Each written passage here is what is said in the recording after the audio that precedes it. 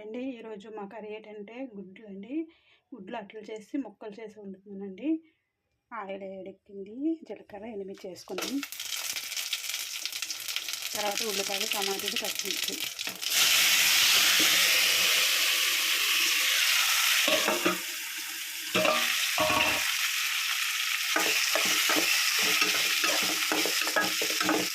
చాలా టేస్ట్ ఉంటుందండి. ఇలా గుడ్లు అట్లే ముక్కల్లా చేసుకొని వండుకొని ఇది గిల్లా చేసుకుంటే అల్లం వెల్లుల్లి పేస్ట్ కూడా వేస్తానండి.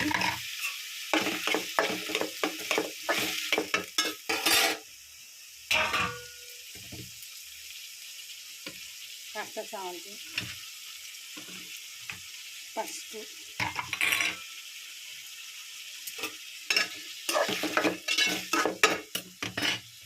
ఇదంతా దగ్గరికి మగ్గాలండి. మగ్గాక మనం కారం వేసాం కదా, కారం పసుపు అన్నీ వేసాము.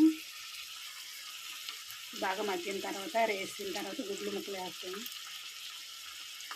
ఉల్లిపాయలు టమాటాలు అయితే మగ్గావండి. ఇప్పుడు కారం వేసుకుందాం, తగినంత కారం వేసుకుందాం. మసాలా ఏమేమి లేదండి, అల్లం వెల్లుల్లి పేస్ట్ ఒకటి వేసాను. కాస్త సాల్ట్ వేసుకుంటున్నాను, ఇందాక టమాటాలు మగ్గినప్పుడు వేసాను కొద్దిగా సాల్ట్.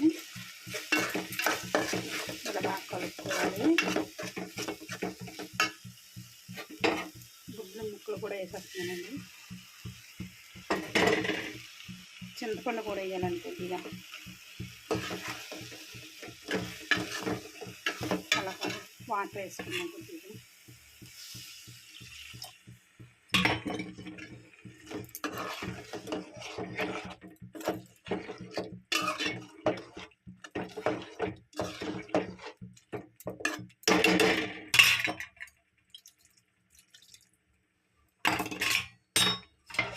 ఒక 10 నిమిషాలు 5 నిమిషాలు ఉడికాక దించేసుకోవడమేనండి. ఇందులో అయితే నేను ఎటువంటి మసాలా ఏమీ లేదండి, ఇంట్లో ఉన్నదంతా వండుతున్నాను. చాలా బాగుంటుందండి, టేస్ట్గా కూడా ఉంటుంది. కలుపుకొని తింటే ఇంట్లోనే ఈజీగా అయిపోతుంది గుడ్ల కూర. మూత పెడతాను. గుడ్ల కూర అయితే రెడీ అయిపోయిందండి. చూసారా, చాలా బాగుంటుంది. దించుకుందాం.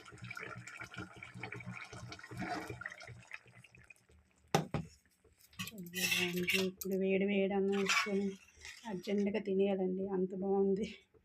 చాలా బాగుందండి, ఈజీగా కూడా అయిపోయింది.